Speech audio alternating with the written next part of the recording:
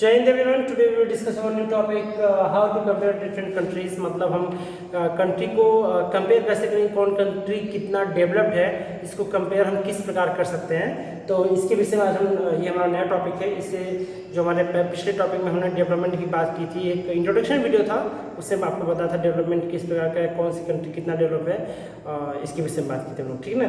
तो इस वीडियो में हम ये बताएंगे कि कंट्री कितना डेवलप है, इसका कंपेयर हम किस क्राइटेरिया को मानकर करें, ठीक है ना। अब देखिए एग्जांपल के तौर पर देखिए, फॉर डेवलपमेंट,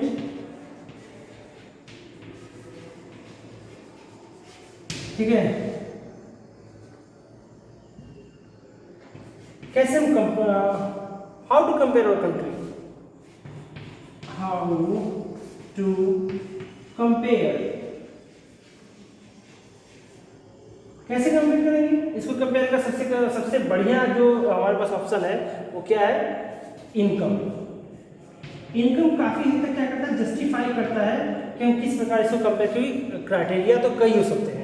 एग्जाम्पल तो मैं भूटान का भी एग्जाम्पल ले सकते हैं। भूटान कहता है कि हम बहुत ज़्यादा खुश हैं, हमारा बहुत ज़्यादा हरियाली है, बाग बगीचे हैं, इससे हम खुश हैं, इससे हमारा देश डेवलप है, ठीक है ना। ये उनका क्राइटेरिया है डेवलपमेंट का। लेकिन अमेरिका वहाँ पे कहता है नहीं, जिनके पास ज़्यादा इंडस्ट्री है, ज़्यादा पैसे हैं, वो डेवलप है।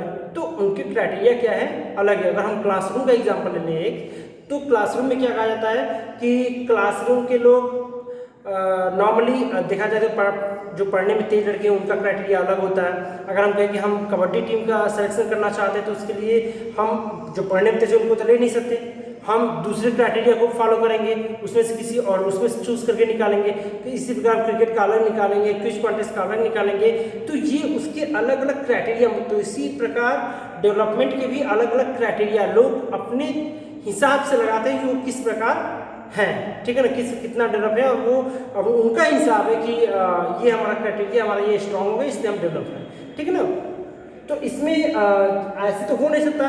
तो ओवरऑल एक लेना पड़ता है ना कि ओवरऑल हम कैसे कंपेयर करेंगे। तो सबसे बढ़िया जो एग्जाम्पल होगा वो होगा इनकम बेस। इनकम के बेस पर हम पता लगा सकते हैं कि कौन सी कंट्री कितना डेवलप है, और ये काफी हद तक जस्टिफाई करता है, आप कह सकते हैं, ठीक है ना। अगर देखा जाए इनकम, तो इसमें देखा जाए तो what is the income of our country, ठीक है। What is the income of our country, ठीक। अगर अब इनकम ऑफ आवर कंट्री क्या है, एक कंट्री का फॉर्मेशन किससे होता है, लोगों से होता है। हम लोग हैं वहाँ पर कंट्री फॉर्म करते हैं, मतलब एक बड़ी संख्या में हमारे हम लोग हैं, तो हम country form, country what is the income of country और स्टेट भी कह सकते हैं, ठीक है। तो अब कंट्री हम ही लोगों से मिलकर बना है, तो हमारा जो इनकम हुआ वो किसका इनकम हुआ, कंट्री का इनकम हुआ, और वो आपका अलग अलग भी हो सकता है, ठीक है। तो अब इस तरीके से अब देखा जाए, अगर हम इस यहीं पर एक दो एग्जाम्पल लेते हैं, कंट्री ए, ये आपका कंट्री ए है और ये आपका कंट्री बी। अब कंट्री ए को मान लेते हैं क्या, मान लीजिए इंडिया है। इंडिया में अगर हम 10 लोगों का एग्जाम्पल ले रहे हैं, 10 लोग का, और 10 लोग और 10 लोग जो हैं, एक बंदा 100 रुपये कमाता है, तो टोटल इनकम कितना हुआ इनका, 100 हुआ, सॉरी 1000 हुआ, मानते हैं ना। और कंट्री बी मान लीजिए मालदीव है, ठीक है ना। मालदीव, इसमें मान लीजिए 5 लोग हैं और ये भी कितना कमाते हैं, 100 कमाते हैं, तो इनका क्या हुआ 500, ठीक है, टोटल इनकम। अब इस इनकम के बेस पे हम तो ये कह सकते हैं ना कि जो हमारा कंट्री है इंडिया, मान लीजिए इंडिया है, तो इंडिया जो है ये डेवलप है, ठीक, और ये डेवलप नहीं है। ऐसे कहते ना ये पीछे है, ये क्योंकि इनका टोटल इनकम 1000 है, इनका 500 है, ठीक है। लेकिन इस प्रकार हम नहीं निकाल सकते, ठीक है। इस तरह से कहना टोटल इनकम के बेस पे कंट्री को डेवलप करना बिल्कुल गलत होगा, क्योंकि वहां पर पॉपुलेशन फैक्टर जो है एक बहुत बड़ा फैक्टर है जो चीजों को इन्फ्लुएंस करता है। पॉपुलेशन, याद रखिएगा, पॉपुलेशन सबसे बड़ा एक फैक्टर बन के आता है चीजों को आगे करने और पीछे धकेलने में, ठीक है ना। अब आप ये भी तो देखिए, इसलिए एक कॉन्सेप्ट आता है हमारा एवरेज इनकम का, ठीक है ना। एक मिनट,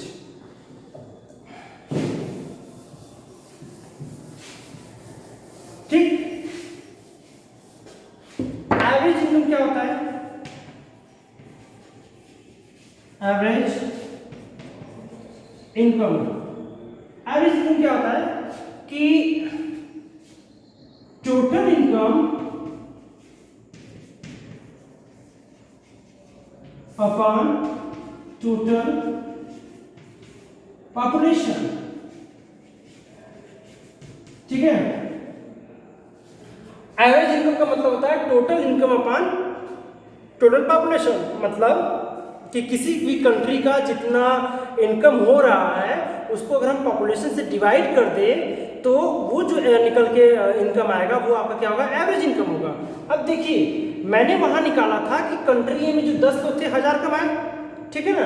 अगर उनका इनकम 1000 हुआ, अगर उनका 1000 हुआ तो पॉपुलेशन डिवाइड कितना 10 से कितना आएगा, 100 आएगा उसका। कंट्री ए का कितना आया, 100 आया। उधर बताए थे कंट्री ए का 100 आया।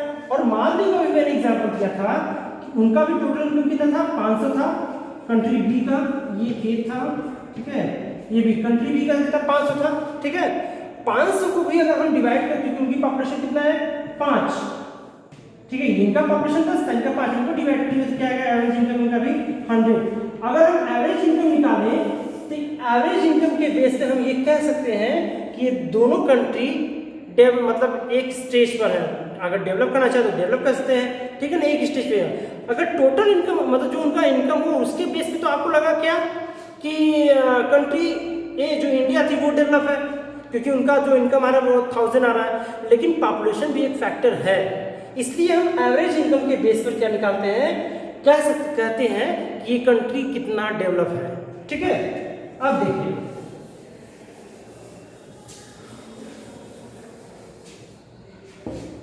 इसमें डायरेक्ट क्वेश्चन पूछा जाता है। वर्ल्ड डेवलपमेंट रिपोर्ट आता है, वर्ल्ड बैंक कौन सा रिपोर्ट देता है, तो वर्ल्ड डेवलपमेंट रिपोर्ट देता है, ठीक है ना। तो या फिर वर्ल्ड डेवलपमेंट रिपोर्ट किसके थ्रू दिया जाता है, वर्ल्ड बैंक के थ्रू। तो वर्ल्ड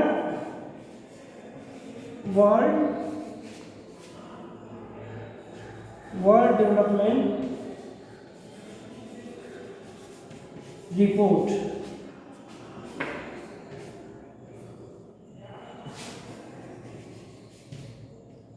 ये किसकी तरफ देता है, वर्ल्ड बैंक की तरफ, ठीक है ना। ये क्वेश्चन आपको देखिए एक नंबर एक क्वेश्चन है, आप लोग भूलिएगा मत क्योंकि ये सब क्वेश्चन डायरेक्टली पूछे जाते हैं और ये आपको पता वर्ल्ड बैंक कौन सा रिपोर्ट देता है या फिर वर्ल्ड डेवलपमेंट रिपोर्ट किसके द्वारा दिया जाता है, तो ये सब क्वेश्चन घुमा फिरा के ऐसे पूछते हैं, तो उसके लिए तैयार रहिएगा, ठीक है ना। तो ये रिपोर्ट इनके द्वारा देती है। वर्ल्ड डेवलपमेंट रिपोर्ट क्या कहती है, कौन सी कंट्री रिच है और कौन सी कंट्री रिच नहीं है।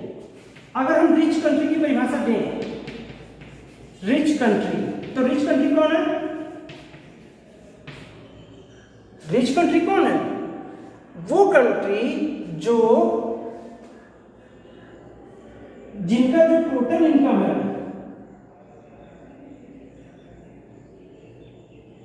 जिनका टोटल इनकम जो एवरेज इनकम जो निकल के आ रहा था वो अगर उनका इनकम है यूएस डॉलर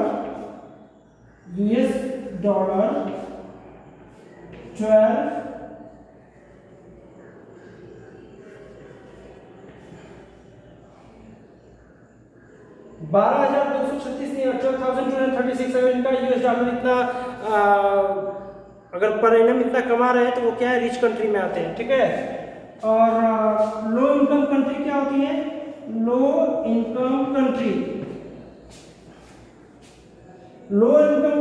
का होती है कि अगर वो उनका जो टोटल इनकम है वो यूएस डॉलर में बता रहे हैं, ठीक है। अगर इनका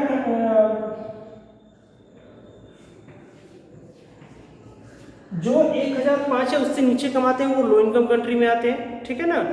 और जो इंडिया की अगर बात करते हैं तो इंडिया कितना है, इंडिया लो मिडिल नहीं कर सकते, लो मिडिल कंट्री में आती है, ठीक है ना। तो इसका जो इनकम है इंडिया का वो है 1840, ठीक है ना, यूएस डॉलर, ठीक है। ये इंडिया का है, तो इंडिया लो मिडिल कैटेगरी में आता है, लो मिडिल कंट्री में आता है, ठीक है ना। एक मिनट, इंडिया का मैं फिर सुना रहा हूँ।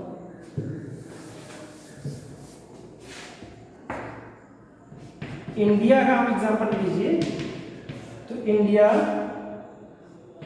वो नीड फॉर इनका जो इनकम आ रहा है यूएस डॉलर, इंडिया इतना यूएस डॉलर, मतलब पर एनम कोई व्यक्ति अगर इंडिया में इतना कमा रहा है, इसका मतलब ये किस कैटेगरी में है, इसका जो कैटेगरी है लो मिडिल कैटेगरी में आता है, ठीक है ना। तो अब अगले क्लास में हम बात करेंगे कि इस इनकम की भी कुछ क्या है लिमिटेशंस हैं, ठीक है। वो कौन से लिमिटेशंस है ये हम नेक्स्ट वीडियो में बताएंगे। Thank you.